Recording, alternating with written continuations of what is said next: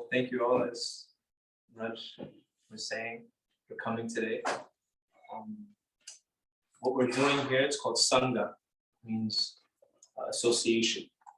And with anything in this world, practically speaking, you associate with those who are like-minded or have a like purpose. So when we come together in these sanghas, especially spiritual sanghas, we help, even though we know spiritual life or the journey within, you can say, it's an individual journey, but collectively we can help support each other in our journey. So when we come together like this to discuss, it can be an anchor. Nice pillar. So I see a few new faces and some that I recognize already. So I'd like to ask, for those who are coming again and again, what inspires you? What do you like about coming together with this in the summer? It's a peace of mind that's like unexplainable, coming over here. Like around the train and around the city regularly, it's like I pick up all my anxious energy over here. It's just super chill. Everybody cleared out all the baggage. Feel that it's a different environment. It's like a different nature. Hey, I'm Kendall. I've been around these parts on and off for the past few years, and I every time I come to especially one of these talks, it's like it helps me like think about certain things in a different way. It helps me kind of consider certain decisions that I'm making in my life, and and I guess what like my overall kind of purposes. One more of those that come and speak. I was thinking like for like warmth, just like feel like warmth and groundedness, kind of like at home type of a feeling. Yeah, home. That's a nice word. Because we can have a house. A house is a frame, structure, some drywall, some concrete, some wood, some paint. And then when you have a home you feel protected, you feel safe, you feel loved, you feel cared for. Difference between a house and a home. So we can be at home, in the middle of the Lower East Side, and be at home, even though our house or home may be in a different place. And then for those that know, you don't have to say anything, but if you feel inspired to, what made you decide to make this trip to this center today in the Lower East Side? Yeah, I come every Saturday that I can, and I keep coming back, and I always will because of all the reasons that you mentioned and everybody else mentioned, and it's the sangha, it's the association, and also I always leave with some course of insight or wisdom comes from the speaker, but also from other people, and that kind of I still remember something that you had said a few months ago, and I hold it very close to my chest. So. Thank you for that. And I remember you as well. Thank you. One more. I can go. So my sister had told me about this, and I never knew this existed. Personally, for me, why I was interested because I'm very out of touch with my spirituality, and I feel like I want to get back in touch with it. Well, you've come to the right place. Okay.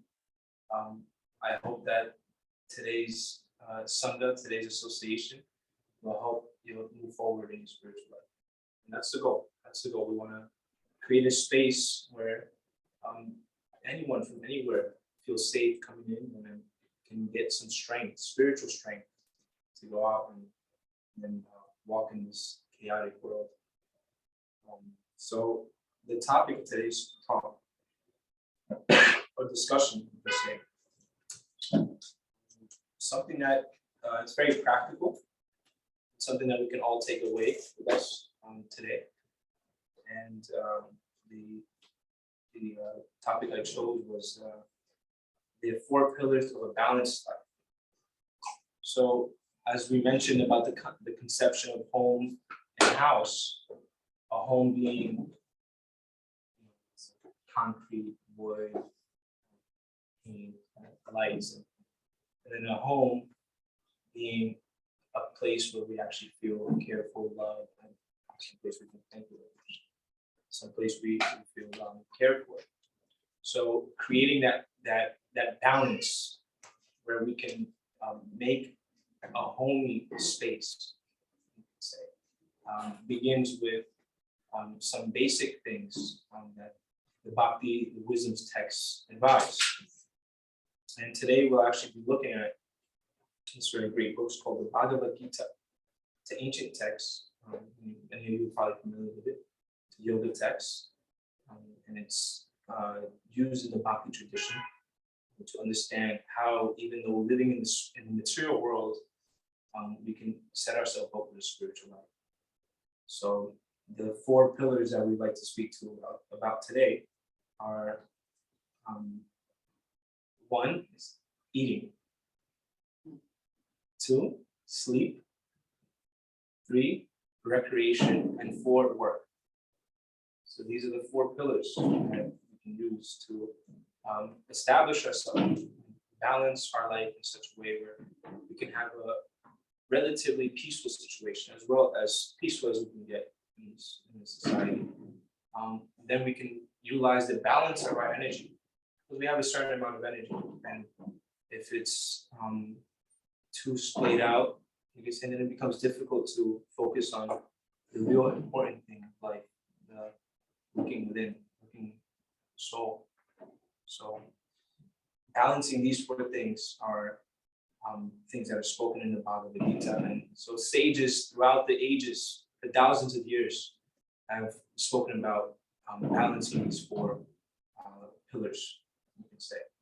Now, even though in it of themselves, it may not be a spiritual thing, but it creates a foundation from which then we can move forward and be balanced enough to then look deeper. Kind of like, let's say we have a car, and let's say that car has 4 tires. Let's say one of those tires is flat, or all 4 of the tires are flat. The car can still move, but it's going to have a little difficult time moving.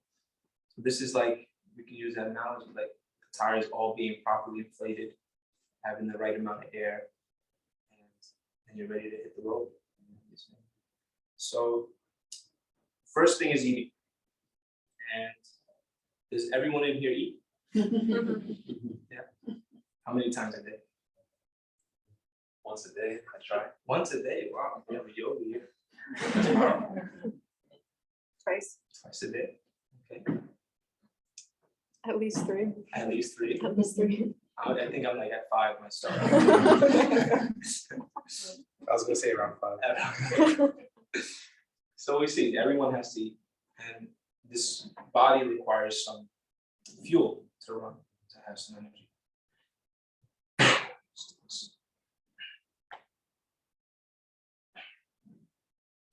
So the Bhagavad Gita, going back to why I chose these 4 in particular to speak about, because in the Bhagavad Gita there's 700 verses, and these 700 verses are concise in detailing to us how we can utilize these bodies and these machines in the proper way. So 2 such verses that I'd like to share with all of you today. You can take these away with you in your pocket. In case anyone stops you outside the store when you're leaving, you can say, what was that guy talking about? And say, he spoke about these 2 verses in the Bhagavad Gita. So the first verse I'd like to share with all of you, it's in the 6th chapter of the Bhagavad Gita, which is called Dhyana Yoga. Dhyana means meditation. So yoga means to connect, to link with the divine source. So this, I'll chant the Sanskrit for the benefit of everyone. So as we would chant, we first started today with the Sanskrit mantra. These mantras, these vibrations actually purify the consciousness in the heart. So I'll say it for I'm particularly saying for my benefit, I'm very selfish. All of you will also hear this. So this is text 17.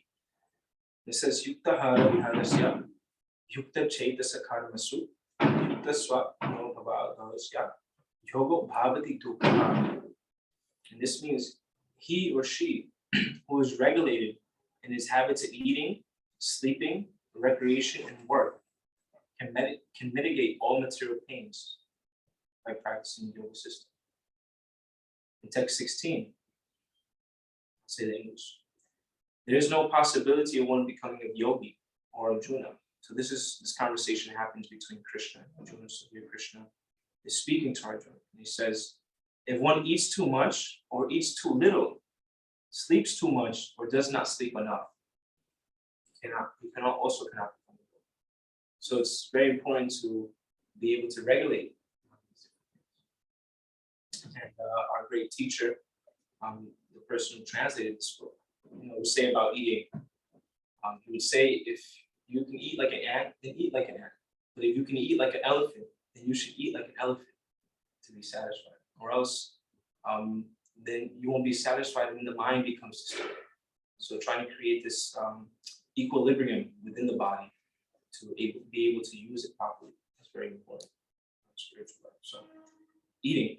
So the first thing is we like to recommend, or it's recommended to eat sattvic foods. So sattvic foods are foods that are in the mode of goodness, which means that they increase the life airs in the body, something called prana. So there's prana, this life air is, the image that comes to my mind is kind of like when you, like an orange, like being like, it's like the energy of the sunshine. You eat that orange, you feel like alive. So sattvic foods create this feeling in the body. So eating these foods will give us a heightened sense of awareness. And it is stated in the scriptures that from this higher state, this mode of goodness, then we're able to perceive the more subtle spiritual energy. So that's why it's very important to be careful with what we eat. There's a saying, you are what you eat. So, and the aspiring yogis are very careful. And because it affects the consciousness. It affects the consciousness.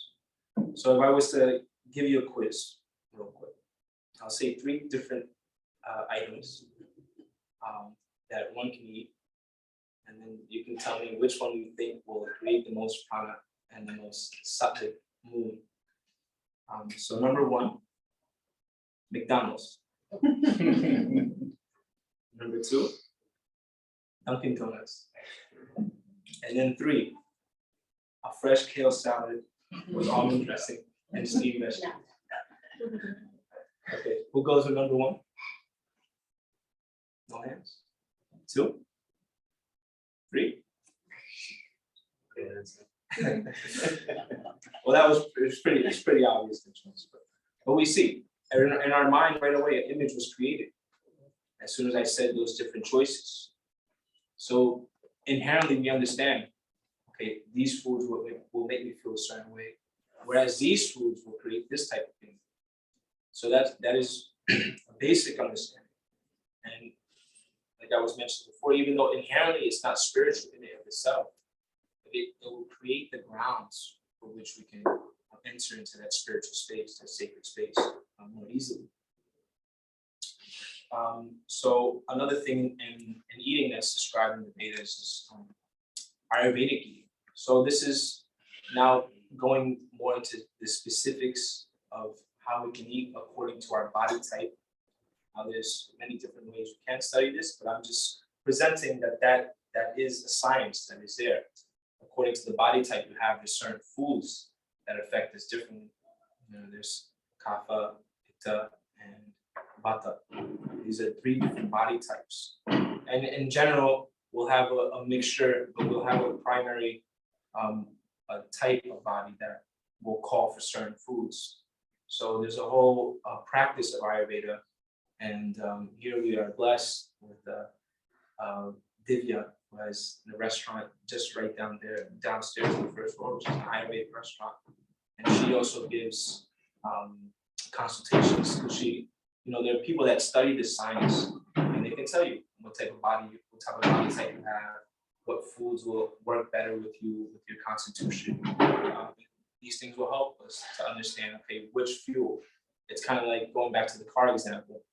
Like if you have a Honda Civic, you may take regular fuel. Now you have a Mercedes Benz, you may need the premium fuel. But then even like you got the Tesla, now you can take the electricity. So depending on the vehicle we have to know which fuel also goes into that vehicle. Just say we drive up with a Tesla to the gas station, we're trying to put the wrong type of fuel in. So similarly, the body we have responds to the foods that we eat in different ways. So not to make it overly complicated, but the general principle is rainbow diet, fruits and veggies, grains and things like this that are something good. When you think about it, you think, oh, that's nice. That's kind of we can think about it in that way. And then also the foods that we eat affect us on a cellular level. Because when we eat something, ultimately that food has a destination and it's going to transform into cells that then our body is utilizing to heal ourselves, to heal,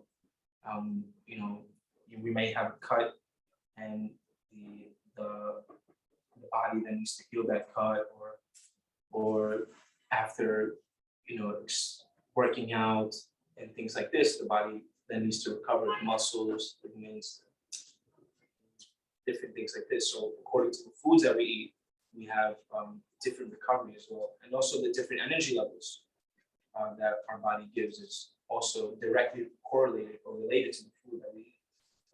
So that is why the sages throughout history give importance to the food and the fuel that we put into our bodies.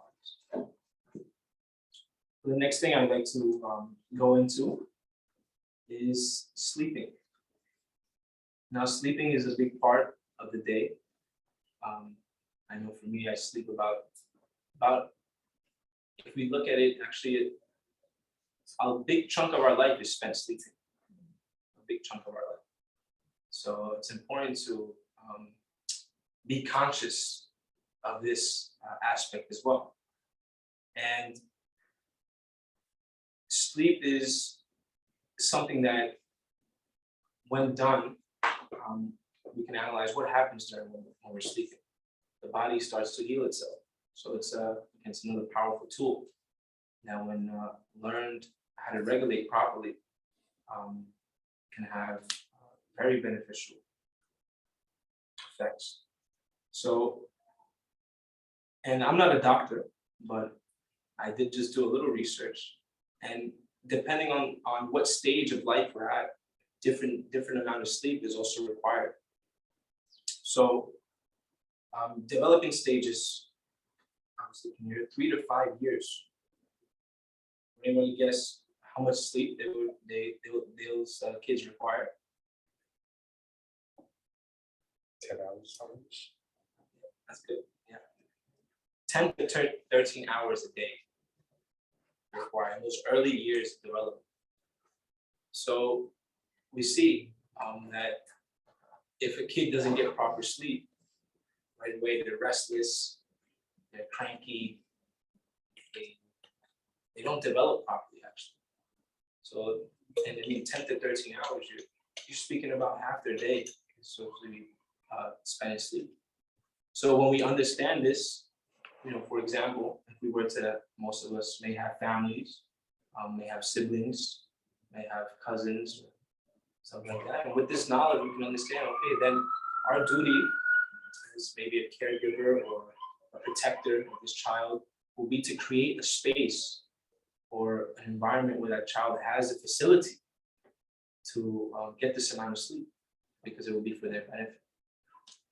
So going on to the point of 18 years, so that would be 3 to 5, and 6 to 12, they require 9 to 12 hours.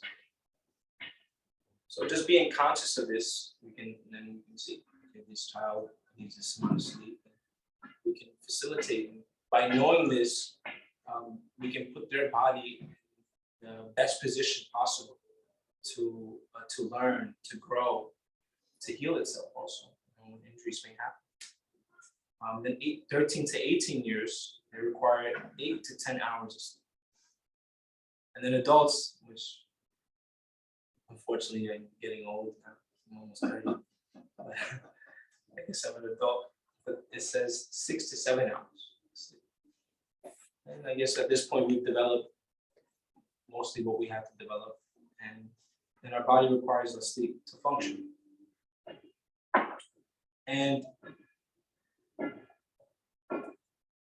being aware of this, like there's one monk who he travels around the world. He comes and visits us, and he's very, very expert at making sure that he gets his 6 hours of sleep.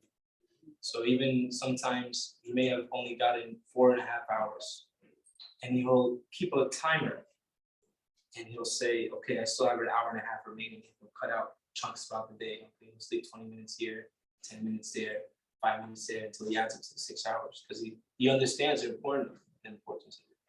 So things that we can do in our own space to make sure that we get sound sleep. And these devices, they're called weapons of mass distraction. Anybody have cell phones? So cell phones, yes, even though they can be used for a lot of good, they also cause a lot of havoc in our life. You know, I know for me, sometimes if I wake up and the first thing in the morning I do is look at it, the news or something, my mind just goes off on a whole tangent about what's going on. Is the world going to end today? Am I going to end? I don't know what's going on.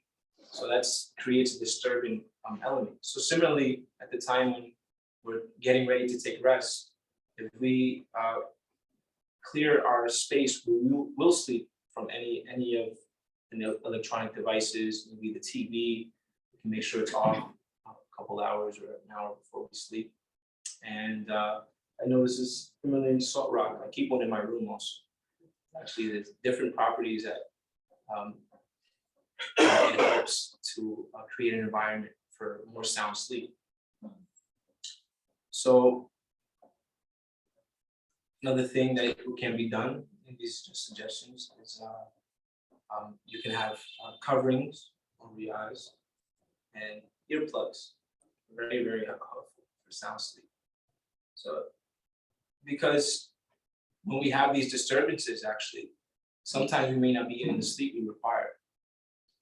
And when we don't get the sleep we require, adults especially, we feel groggy, we may feel lethargic. And then if our energy is being splayed out in that way, then we're not able to even focus properly on our normal tasks, what to speak of the deeper questions of life. Who am I? Where am I going? What am I meant to do? Project what will I do in 5 years, 10 years, 25 years? You're so tired, all that comes to the mind is I just want to sleep. So the body is very interesting in that way because it sends signals to us.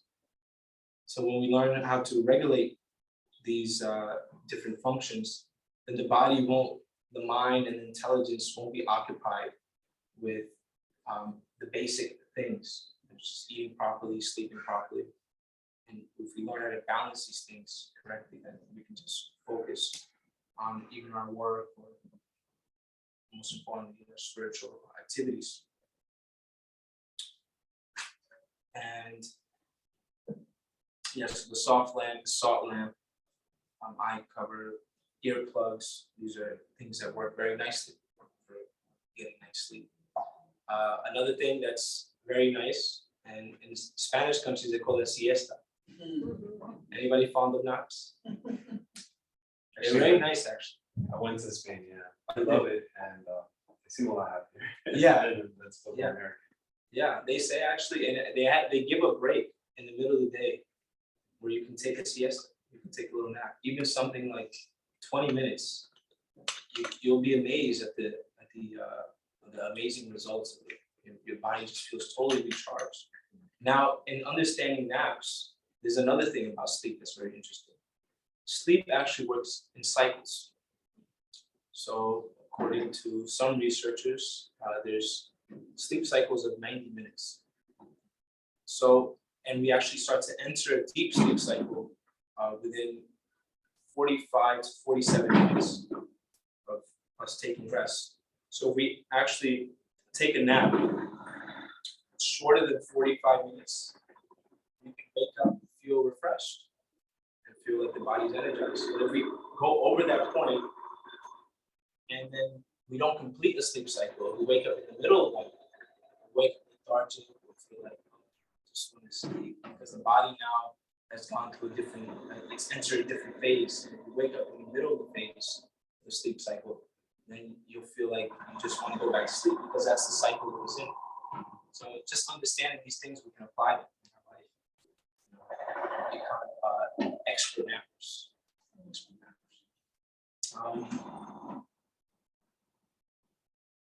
Third thing, third pillar, I say, is recreation. Now, recreation is important because these are activities that are out of our normal loop, you could say, of activities, whether it's our work or taking care of our family. It's extracurricular activities that help us to unwind. Because family, work, spouses, friends, all this requires a lot of attention and focus, and it requires a lot of our energy to be focused and used in a certain way. To care for, to love them, to perform in a certain capacity. At work, our boss may be expecting so much from us. Our kids or our spouse may be expecting so much from us. But this time for recreation helps to unwind and refocus the mind and can ground us. And maybe some of you can share if you do have any some of your favorite things to do for recreation. Like to play guitar. Play guitar. That's good. That's good.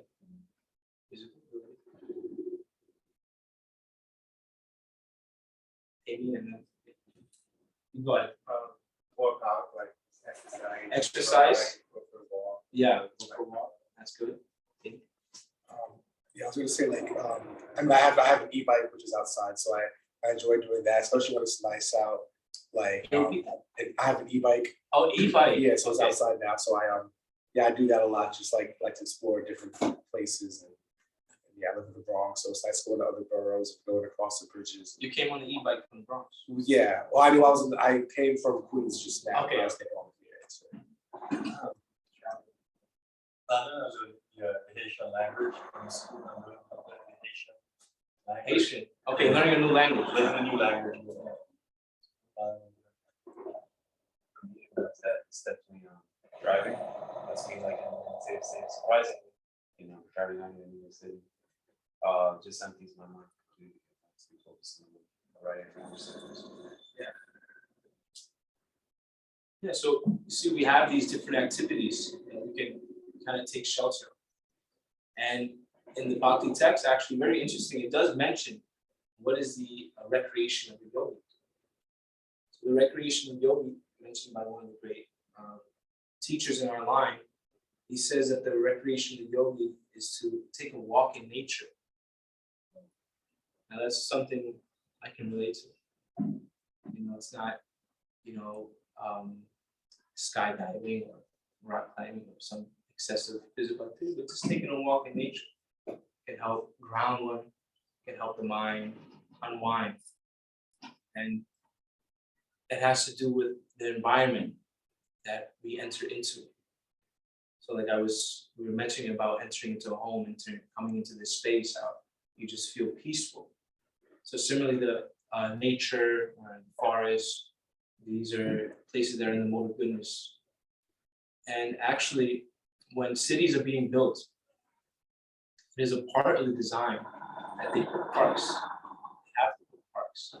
Because they've understood this, that if we don't provide this space for the citizens of, this place, or the inhabitants of this place, then they won't be able to, have a place where they can go and unwind. Their mind will be totally disturbed all the time.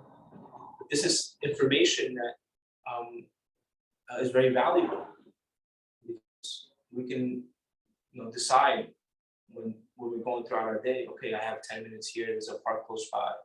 Just go by, look at the trees, breathe. Just be conscious of that environment, that space, and that can help us again refocus and kind of combine, distract us from all the distract us from the distractions. Is that distract us from the distractions? Yeah. So that's a very important thing to do. Bhakti, in the practice of bhakti, that recreation is also made as something that we should balance, and something that we should take a look at, check off. So can I take care of my recreation? And it's important to do, because otherwise, so many things are calling for our time and our attention as we go through life. But once we understand the things that we have to give time to, we can create boundaries and say, no, I need this for my well-being, and I need this to perform better. Like some companies in Silicon Valley in California, they know this, and so they've started to invest time in their employees, invest in giving time for the employees to have meditation. For example, Google Campus, they constantly hold meditations. They provide bikes for the employees to ride on the campus. So it's important to be able to own our time, to own our time. We have 24 hours in a day. That is the most valuable thing we have, is our time. And when we learn how to properly budget that time and invest it properly, then we have great returns on that investment. And then the last thing, which, or the last pillar, you can say, that's a part of creating a balanced life, is the work. We all, another thing, that's our life is, a lot of our life is spent in work. Many of us do many different types of work, and that's okay. Not everyone is the same. Sometimes there's egalitarian conception presented where everyone should be like this or everyone should be that way. But the Bhakti scriptures do not say that. Bhakti scriptures recognize and they honor the individuality of each person and the uniqueness of each person. And I'll share another verse which actually brings this out. This is actually in the 4th chapter of the Bhagavad Gita. And this is text number 13. And it says, Chatur Vanya Mayashustam Guna Karma Vidhamsa Tasya Kartaranam Apimam Vidyakartaram Abhyayam. That means according to the 3 modes of material nature and the work associated with them, the 4 divisions of human society are created. So in traditional culture, or traditional society, there's 4 basic types of separations in society. And these separations are always there. I say traditional culture, but it's even there now in our culture now, right? In society now. And the 4, I'll say the traditional name, I'll give the equivalent in today's world. Brahmanas. Brahmanas would be, let's say, the head of the society. And these are like the teachers and the educators. And some people are cut out for that type of work, just by nature. They feel like, this is something that inspires them. This is a calling they have, to be able to teach others, to nurture them, to guide them.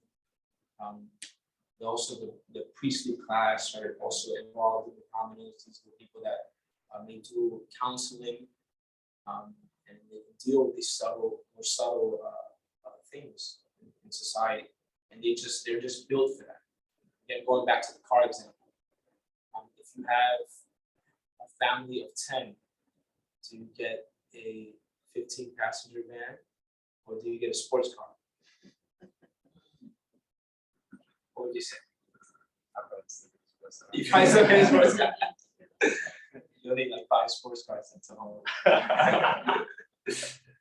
But yeah, but knowing what we're working with, that's a part of being it's a part of being a responsible spiritual being. Is understanding the tools I've been given and how I can utilize them. So that is the brahmanas. The kshatriyas would be known as the administrative class. Also, there would be the warriors in society. So, like in our case, soldiers, police officers, managers like CEOs, CFOs, or other managing positions. But they just have that ability. You know, you all know some people in your life or that have that. You just see them and you just think like, wow, they're just so good at organizing. They're such good managers. You see that? Yeah. Yeah, so this is, we can see, it's very clear, you know, because these are qualities that are inherent in the person. They come with the body that they have. Vaishyas would be the next one. And these are like business salesmen, also farmers are included, creators, so they just have that tendency to want to create, to want to interact with people, to want to provide services. And this is one type of quality that comes out. And we have the sudras, or they would be just the, you know, they could say that the blue collar workers, you know, just have a regular job as a clerk, as a sanitation worker, or you know, various different things, maintenance. And it's not that it's a negative connotation. No, but it's just that is what their qualities call for. And in the tradition, in a society like a Vedic society, they would recognize that, a very individual, and then they would give them facility. Because what happens is a lot of times, especially when there's a culture that's just created to want to maybe put someone in a position that they're not, people end up frustrated. You know, let's say someone is born in a family of doctors, but inherently in their heart they want to be an artist. They may have a very difficult time because they'll be pushed towards filling in a role that doesn't resonate. So this is actually a very important thing to have or provide that space where people can develop and grow and exhibit their natural qualities. And especially in society, it's very much needed. And so traditionally, this would be there where you say elders will see, okay, a person, they would give some basic education to everyone, and then they will also allow them to see, allow them to grow. Okay, what interests you? What is this inclination? And then they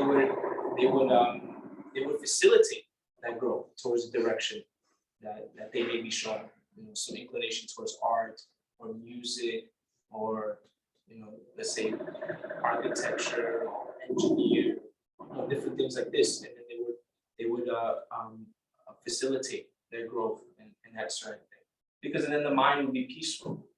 Because there's nothing worse than doing something that you don't like to do. So they would provide that foundation for the society, for the community.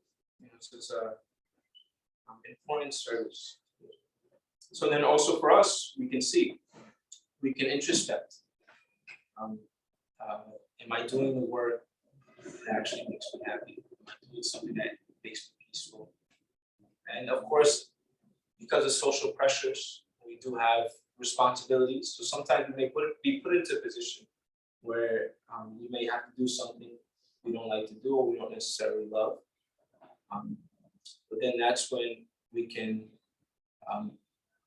lean heavily on having a spiritual sangha that we can come to and kind of get that energy and that support to go on. Because ultimately, they say spiritual, material well-being begins with spiritual. So we get that spiritual sangha, we have that, if we're grounded spiritually, then we can handle different things materially as well. So these are 4 pillars that we can remember, we can take away with us, is our eating, sleeping, recreation, and work. And once we establish these 4 very strongly, then taking up our spiritual practice can be very effective, because our mind becomes at a place where it can take in the more subtle knowledge, the more subtle activities, and the more subtle energies that the spiritual platform involves. So, even though these 4 pillars I was mentioning in the beginning of the talk are not inherently spiritual in of themselves, by establishing ourselves properly in these 4 things, then the car, again, I was mentioning, the car has 4 tires. We can drive properly. We can have the proper direction or the proper tool in this car, in this vehicle.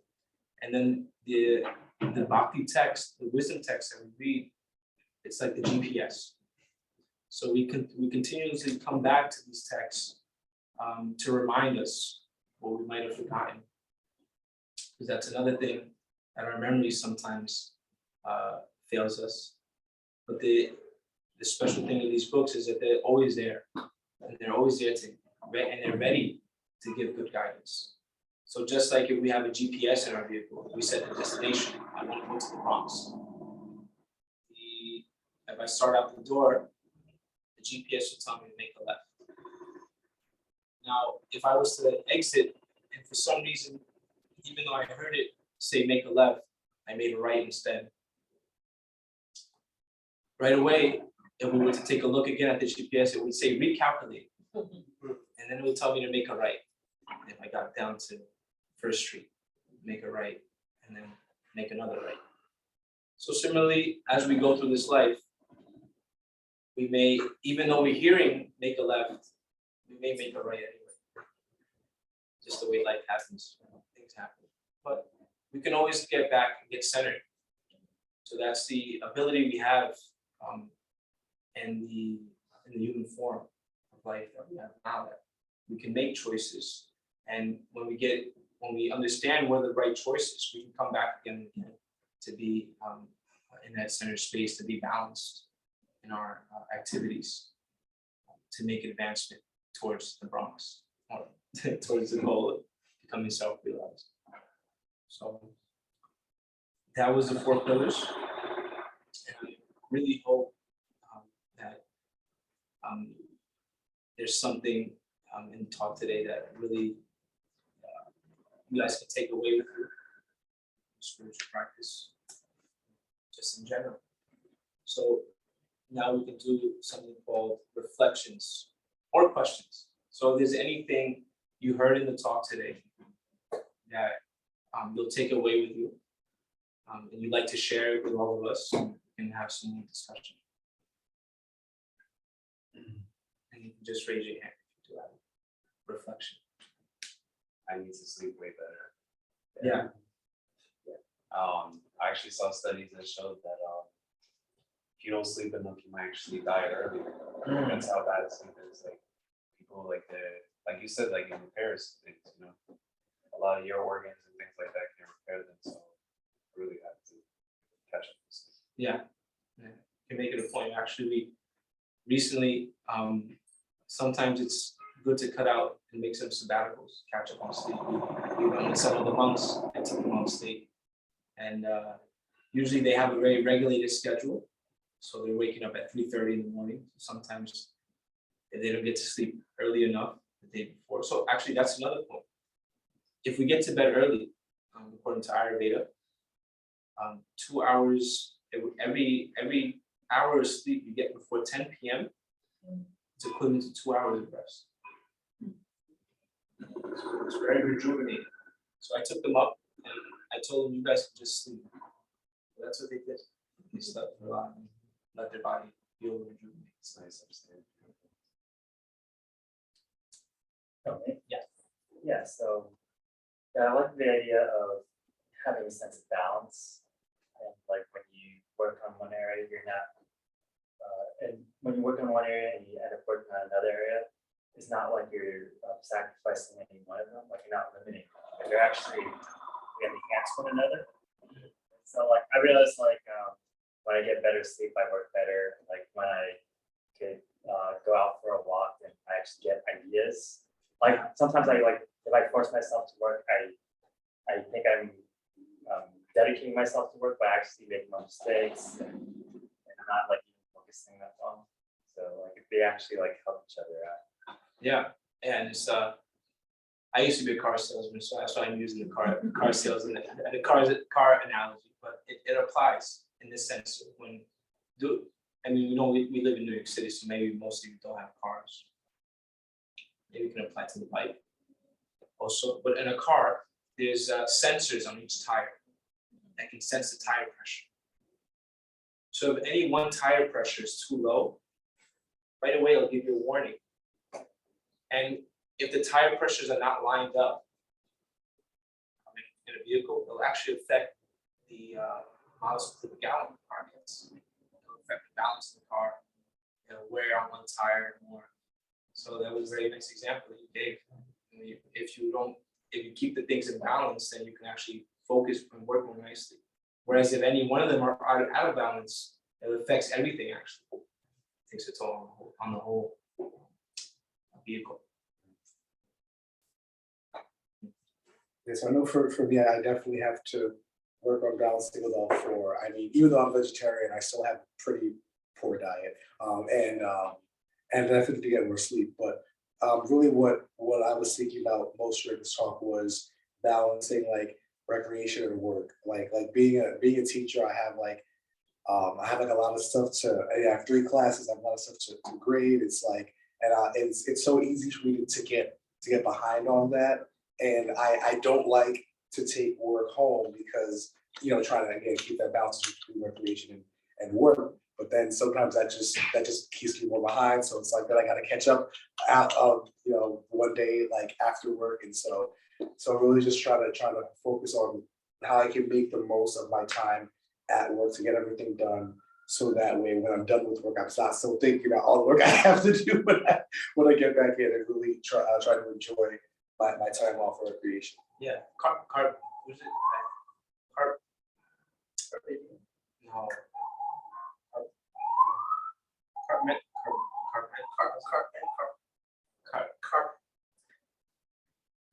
Compart, yes. Yes. That's good. Yes, we can, like, okay, you can write stuff down. This is actually really good practice. You can write things down and say, okay, from this time to this time, I'll do this. Because then when we give the mind, as soon as we write stuff down, our mind looks at it and it starts to figure out a way how to do that. So you can write stuff down, okay, from this time to this time, and focus exclusively on this. And different things that can help like that. And balancing the recreation. It's important. I was just thinking about, there's one great teacher in our line. His name was Bhaktivinoda Thakur. And he was actually a judge. And he was a great spiritual teacher as well. And they had 10 kids. So he was a judge, a great spiritual teacher, had 10 kids. He wrote over 100 books. And was sick a lot of time. And he was sick a lot of time. So what he did, he was very focused on his work. So within a very short span of time, you focus your mind and you say, okay, during this time, I'm just gonna focus on the cases that I have to do. And because he was so focused and so regulated in his life, so this is another thing, regulation. I mentioned that, eating at the same times, try to sleep at the same times, try to fit in on recreation at the same time. So he was so regulated in his work that he actually solved more cases or did more cases than any other judge and had the least amount of turnover rate as well. While having 10 kids and while writing so many perfume systems. So see the power of regulation. And you would eat the same thing every day. Not that you have to do that. Same thing, same times also, because the body, like again, it becomes accustomed to certain things. It's like they have this experiment they did. I believe it was with, they might have done it with dogs and rats or so, but they would ring a bell and they would bring them the food at certain intervals throughout the day. So then at a certain point, they realized when they would ring the bell, the dog had become conditioned to hearing the sound of the bell, knowing it was time to eat. And right away, the body will start to go into that, and the salivating and the digestive system will turn on. So this is a very important point that we eat at the same time every day. If we accustom our body to some regulation, then it'll be ready to perform its function. And if we eat at certain times, our body may not be expecting it. It'll be very difficult to digest. We have backfires on the mind, the fog, the intelligence. So it has a chain reaction. He meets with each kid 15 minutes each, right? What was that? Like he meets with each kid for 15 minutes. Yeah. Thank you for that wonderful session. Thanks for bringing your energy. I have a question and something I'd like to share. So maybe I can ask the question first. Yeah. So this is something that I struggle with, and it's related to sleep. Is often what happens is that I have this thing, and it's not a thing. I experience this, that if I have less than 6.5 or close to 7 hours of sleep, I feel groggy. I tend to feel groggy. And unfortunately, it's really impossible for a lot of us to have a siesta, like given a workplace environment, right? So often what happens is that I wake up at like after 5.5 hours, and then I'm like, oh my gosh, I really need another hour of sleep. And in that moment when I'm awake, I'm feeling fine, but then I kind of tend to sort of go back to sleep, need another 45 minutes, an hour. And then when I wake up, which might be an hour or maybe like 90 minutes later, I feel terrible. So do you does this sound even vaguely familiar, and what would you recommend? Do you just spring, okay, let me ask you this, it's direct, and it's deliberately direct because it will help me. Would you, do you spring out of bed the moment you wake up? Is that the secret? Well, I'll tell you what I do, Please. if you want to know. First thing I do when I wake up, I'm just thankful that I woke up. And just having, setting yourself up the night before of what you're gonna do. Like if you make a determination the night before, you can wake up with more vigor. I can give an example. And 2 times a month we fast on Ekadasi. It's called Ekadasi. 11 days after the new moon, and 11 days after the full moon. So I prep myself the day before. And I know, okay, tomorrow's gonna be a fast day. And, some fast completely, some just take water, some just take fruits. So if in your mind, you just make that determination the day before, what you'll do, make that vow, or you make that determination, and when you wake up the next day, the mind is at peace with it. Okay, today is going to be like this, and that's what it is, and kind of go. So you can, and then just specifically with your case, maybe you can see what you're doing the night before that may affect the next morning. maybe staying up later or getting into things that may be taking away your energy more. Maybe you can see if you can go to bed earlier if it's possible. It's actually the opposite. So if the day before I've done my sadhana, my meditation or my yoga or my walk, and I've been really good about it, I've done it at the right time, then I tend to wake up earlier. But I think I'm not conditioned to the fact that, okay, 5 hours of sleep could be enough for me, or 5.5 hours. And then, so when you wouldn't recommend, by the sounds of it, the first thing when you wake up is looking at your clock and trying to gauge how much you've slept. Because that's where, do you see what I mean? Yeah. That's where the spiral kind of starts going downwards. Well, the body knows what it needs also. So if you do wake up and you feel like you're good, then you can get up and start getting on some work. That's very helpful. And then you can start doing your sadhana then. You can, if there was something at work that you need to take care of that might need some require some attention, you can do it then. But we actually recommend you start doing your sadhana at that time. Do it in the morning, and then it's the best time. I find that a lot of people wake up at like 4 or 5 o'clock in the morning and think, oh my God, it's like a shenanigans. But it's really an auspicious time. There's a reason your body wants to wake up at that time. So to make good use of that time, which is important. And the example you just gave, Gopal said something earlier, which is the cycle, the length of that cycle. So you go to sleep, you go back to sleep for an hour, then back to sleep for an hour, you're in that middle of that, more than 45 or less than 90, you're in that stage where you're just feel where it's just gonna feel bad when you wake up, even if you slept, because you're still in the middle of that cycle. So you're not so accustomed to just listening. If your body's doing this regularly, it's not a reason. That's a very good point. So this is this point of the day is known as the Brahma Muhurta. Yeah. So this it said that this is actually the time when the covering between this, you could say that the material and spiritual energies are thinnest, and we can access it more easily. So, and in the monastery, the monks will utilize this time for chanting, or reading. So you can take care of your spiritual activities at that time. And that actually also gives you a great start to the day. Whereas what I mentioned before was you wake up and the first thing you may look at the news or something like that, you get started on the wrong foot. Yeah, I also struggle with this a lot. My entire life, I've always been committed to needing a lot of sleep.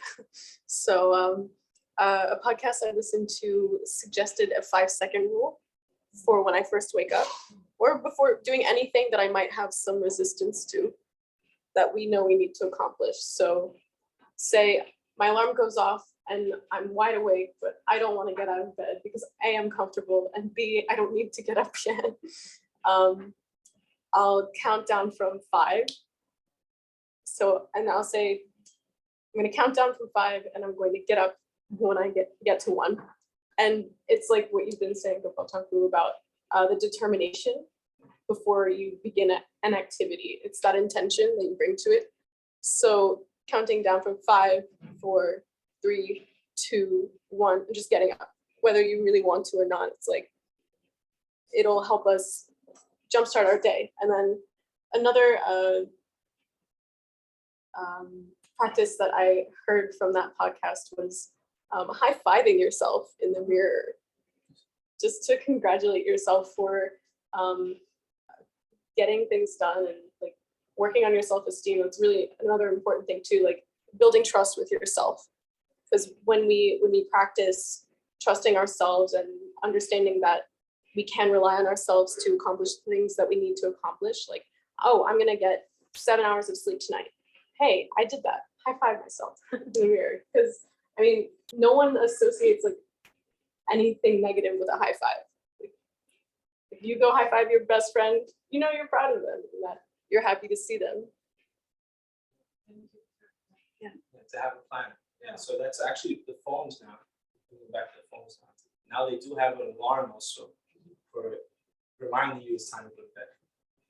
So you can set an alarm also and say, okay, this time if I have to shut everything down, no matter if I'm doing the most, even if it's, so much requires my attention, most of the time, it's not something that's the world's, in short words, the world's not gonna end if you don't keep attending to that activity at that point. So, there may be some, conversation or some work you're doing, or something, have a cutoff point. That's something a lot of people use also. 1, 2, 3. What do you think about coffee, like, and effect to sleep? You think that coffee would be on sleep? Well, according to the way caffeine acts in the body, yes, because it makes the mind more active. So for these things these are essentially chemicals that are activate the mind, make it act in put it in a more lively section, say, jittery, it becomes more difficult for us to get sleep at the end of the day. There are some natural things like melatonin you can take, or different supplements, or you can drink calming tea. There's a lot of now, Whole Foods get bedtime herbal teas. These are all things that I've also done in various different circumstances. Reading at night, this is something that's good to do also as well. Try to get away from the electronics. That's big. That's a big one. So having some physical book, read or something like that will help very much. It's like there has to be, like, you have a morning program. When you wake up in the morning, okay, I'm gonna do this, and that. So you can work on having an evening program also. Now I'm gonna prepare myself to go to bed. So I'm gonna do this, and that. It's gonna prepare me to set that space and be ready. So I can wake up tomorrow and be able to function.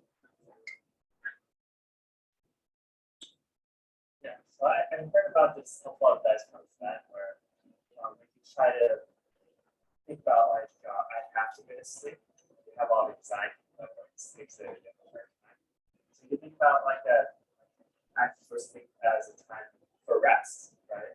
It doesn't have to be like you're gonna fall asleep, but if you're lying in bed and you're resting, you're getting your rest. And another thing is like there's almost, if you use a paradoxical approach, what I mean by that is if you try to say there's something I have to sleep or I have to rest, you get more anxiety. So if you just say to yourself, you don't have to try to make yourself go to sleep. You can just like lay in bed and you say to yourself, I want to see if I can keep my eyes wide as possible. So it kind of has like a reverse effect. It takes away the anxiety or the pressure around sleep. And just that's good points. And then kind of just knowing what that activity will do is going to be beneficial for us. Think about, okay, what happens when I don't get proper sleep, and so and then just make it a priority. Yeah, this is probably one of the things. It's something I have to do every day. So why not try to do it right?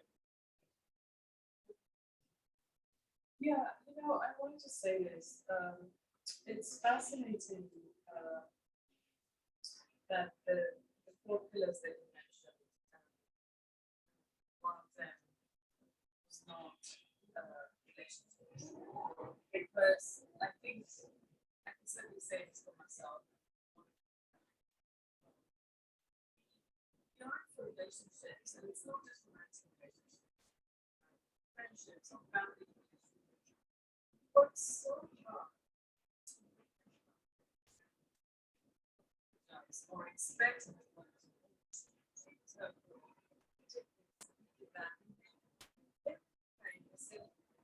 it's the biggest pillar.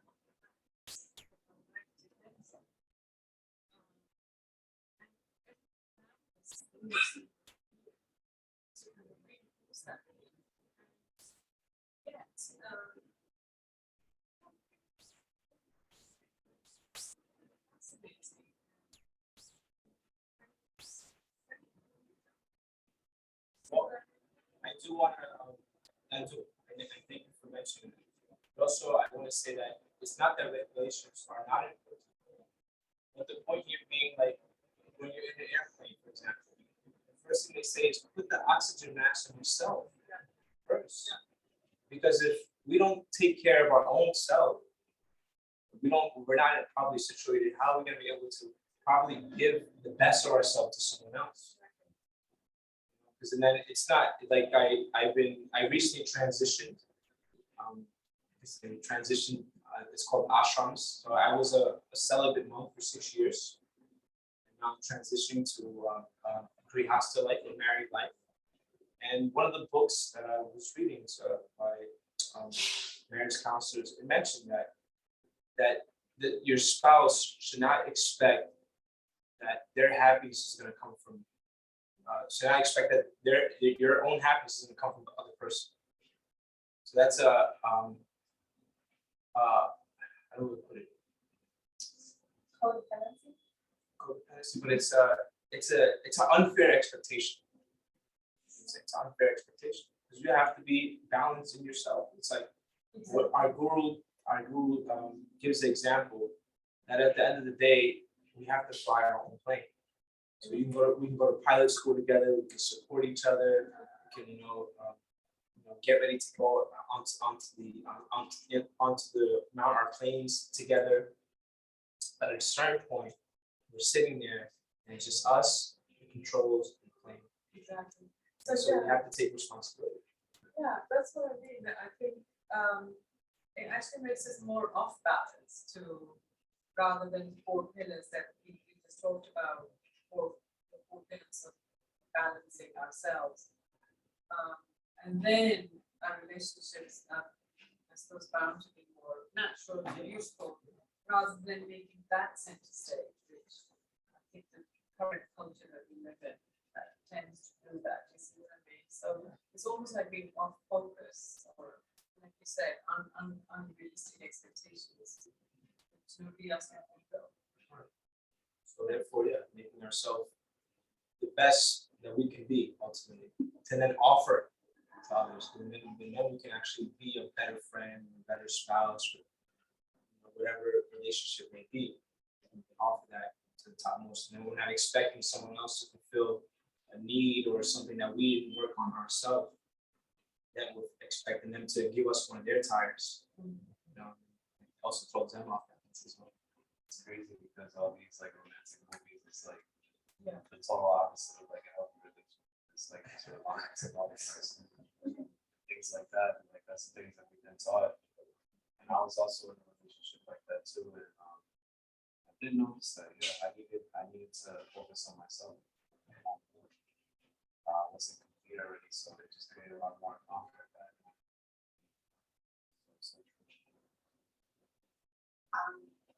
So yeah, I agree with all that. And you did make a comment in the middle about taking care of kids, which is part of it. You have to understand, because you've gone through it. Sleeping pattern where someone has enabled you to get that sleep, or the other person has that. 2 things. So I do have sleeping problems as well. And like when I wake up, I just think I should be getting sleep. So I'm just gonna stay in bed and 2 hours go by and I don't sleep, don't do anything, and then I feel worse because I didn't sleep and I didn't do anything else. So I'm trying to just get myself up now. And then in a few days I'll catch up and maybe I'll be able to sleep and then figure out my routine. But, and this is a joke, or maybe not, it's really nice when I come here, I enter the building and I feel like I can get sleep. It'd be nice to have sleeping pods. Cause I don't know, something like you just walk in and you like, the air, it's like so calming. I feel like I'd be definitely able to go to sleep here. So create that space in your house. So then, that's the second point is the recreation part we were talking about. I have a guitar, I don't know how to play it because I think I can't focus because I don't get enough sleep. So some things.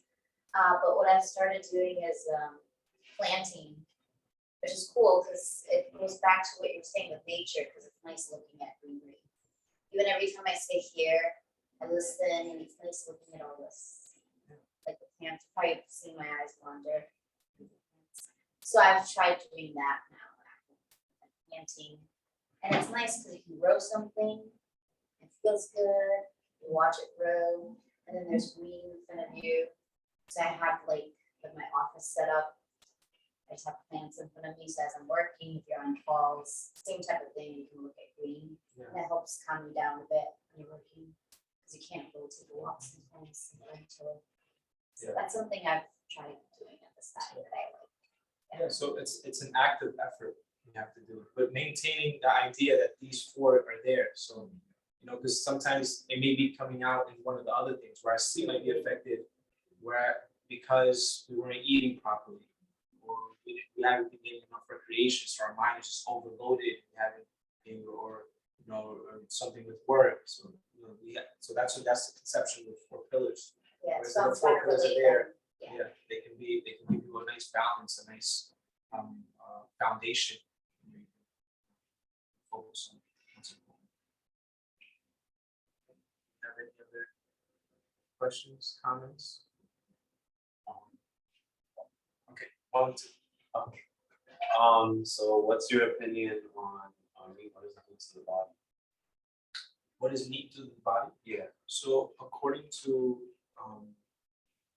what we read in the wisdom text, it explains that there's different vibrations in food. So especially the feelings and the emotions that the animal may be feeling at the time when your life can be taken, that also comes into you. So it's that's the subtle energies. When we're talking about there's also subtle energies involved in spiritual life. These things affect us on a very subtle level. Animals feel also. We have any experience of a dog or a cat, or going to, we have, there's a farm in Pennsylvania called Kitanaga. There's 80 cows that are protected. So you can go and you can see the cows there.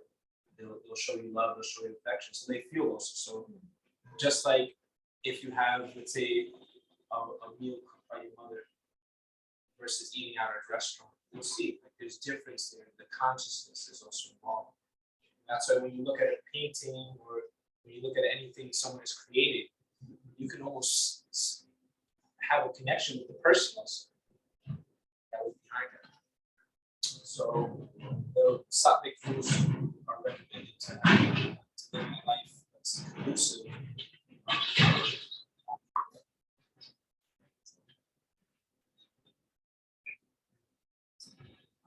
A reflection. I love this concept that you're saying, which is these four pillars. Get them to attend to each one of them, so that they're each in balance, what that means for us individually. And that decreases the disturbances of our mind. That allows us to then focus on, it gives us the space to be able to focus on our spiritual selves. It's most important. And this idea that we're talking about, just like how do we decrease the disturbances that we have. So now, to my understanding, we're going to attend to one of the pillars. We're going to have a nice feast. And I also have something for all of you. Our guru once said that if you give someone a cookie, they'll become your friend. So I do have cookies for all of you. So we just need a little more time. Yeah, lunch is not here, so maybe we have more questions, or we can do some kirtan. Or if anybody does have more questions, yes. I wanna bring up, relating to the food. Yeah. I feel like, in these past 2 years, I've had a very unhealthy where we see, like, McDonald's and stuff. That was my go-to, but it was more like, it was available. And it's really hard to cook food, considering I have my girl, it's really hard to set up out of bed. Like, that's like a huge milestone for me. So like, I guess like, just eating all the food that I ate, all this healthy foods, just led me to a point where I don't want to do that anymore. So I just want to ask, like, for anyone really, like, how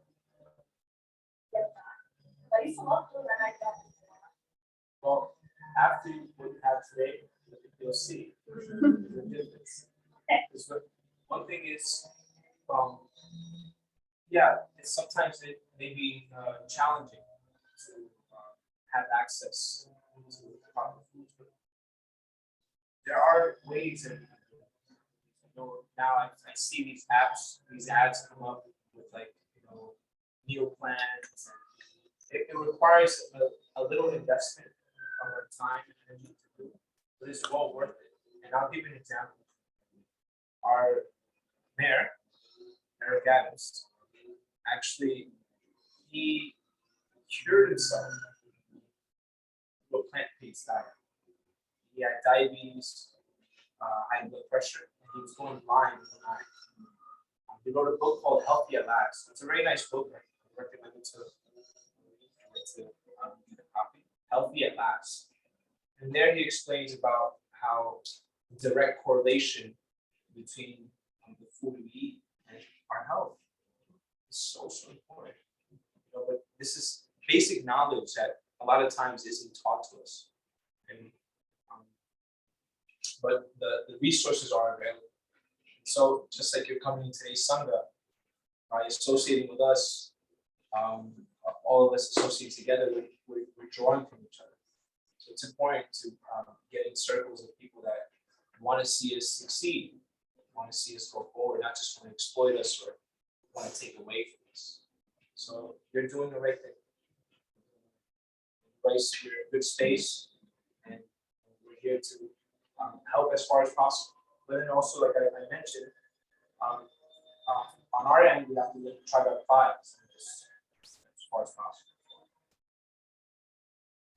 What is a good way to get protein? So there's just mostly there's a very nice dish called khichdi. It's a mixture of rice and mung dal. And actually, when these two things combine, make like a stew out of it, rice and mung dal stew. It actually has the same protein that's available in, say that same amino acid and protein that would be in a kind of meat. So and they're actually pound for pound. If you look at beans or even a lot of vegetables, they actually have more protein than meat. Wow, so that's like a thing. Oh, yeah. Yeah. Every, almost, protein breaks down into amino acids, and almost everything that we eat has amino acids in it.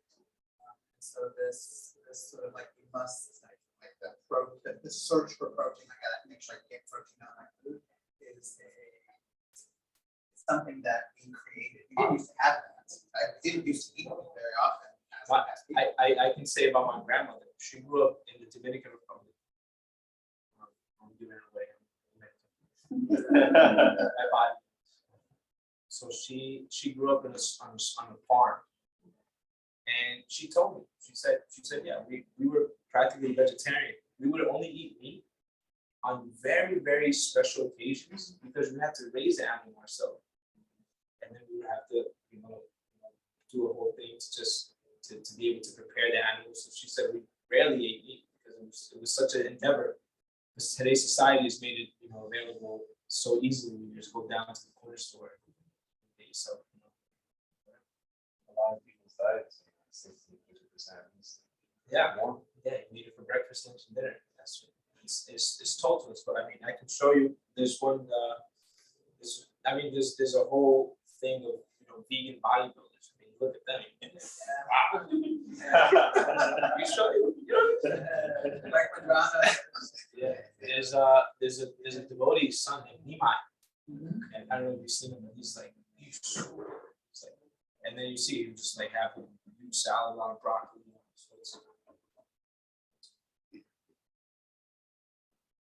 So just educating ourselves. That's the basic. So I mean, this book, and then we have a book Higher Taste.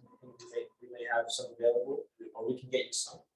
We have many cookbooks available, and then just doing a little research and knowledge. Very simple food, very easy to prepare. Even I'm as bad as a cook as you can be, and I can make simple things. You can steam vegetables, and it takes a little adjustment, you know, but once you start, you'll see the benefits for yourself. It's like the proof of the pudding is in the tasting. I can tell you as much as I want, but until when you experience it yourself, you see, wow, you're becoming an habit. Yeah, that's good too, because my mother is actually a vegetarian, so we get a lot easier for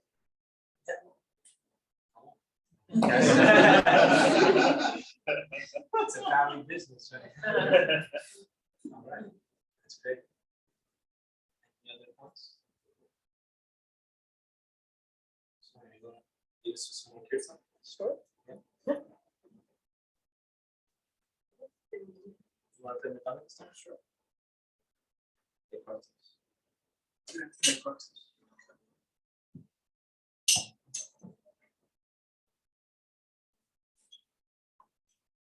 You all know the mantra. Everyone know the mantra? Who knows it? She's an expert. And then maybe her friend. Your name? Sorry. Nusra.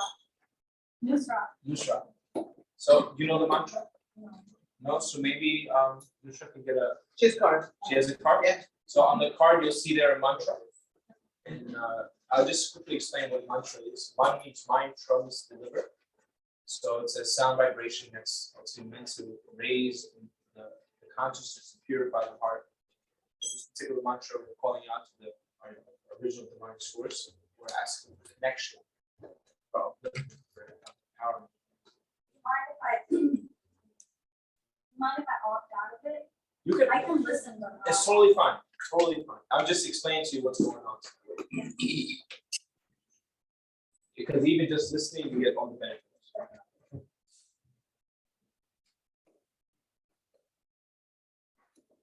Hare Krishna, Hare Krishna, Krishna Krishna, Hare Hare, Hare Rama, Hare Rama, Rama Rama, Hare Hare, Hare Krishna, Hare Krishna, Krishna Krishna, Hare Hare, Hare Rama, Hare Rama, Rama Rama, Hare Hare, Hare Krishna, Hare Krishna, Krishna Krishna, Hare Hare, Hare Rama, Hare Rama, Rama Rama, Hare Hare, Hare Krishna, Hare Krishna, Krishna Krishna, Hare Hare, Hare Rama, Hare Rama, Rama Rama, Hare Hare, Hare Krishna, Hare Krishna, Krishna Krishna, Hare Hare, Hare Rama, Hare Rama, Rama Rama, Hare Hare, Hare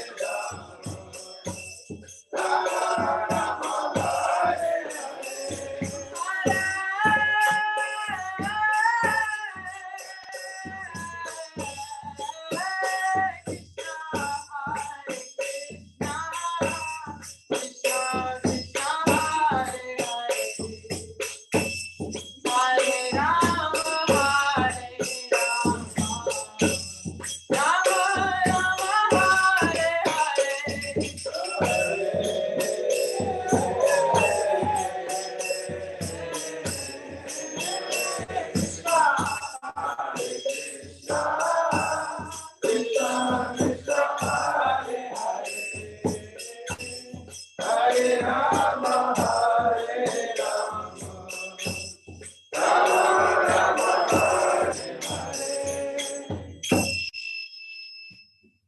you all so much for coming today. We've got some delicious prasadam for you. Thank you all.